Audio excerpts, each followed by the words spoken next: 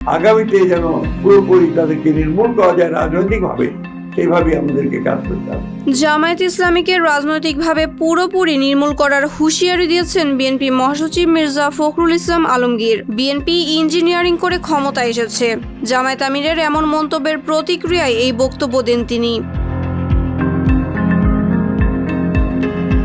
শনিবার নয়াপল্টনে এক সংবাদ সম্মেলনে মির্জা ফখরুল ইসলাম বলেন, জামায়াত আবারও দেশকে স্বৈরাচারের দিকে ঠেলে দিতে চায় কিনা তা নিয়ে প্রশ্ন উঠেছে।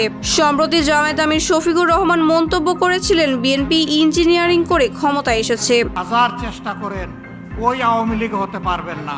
সেই বক্তব্যকে মিথ্যা ও বিভ্রান্তিকর আখ্যা দিয়ে তীব্র নিন্দা জানান মির্জা ফখরুল। তিনি বলেন, ছাত্র জনতার গণঅভ্যুত্থানের পর একটি নিরপেক্ষ নির্বাচনে 213টি আসন পেয়ে বিএনপি সরকার গঠন করেছে, যা দেশ বিদেশে স্বীকৃত।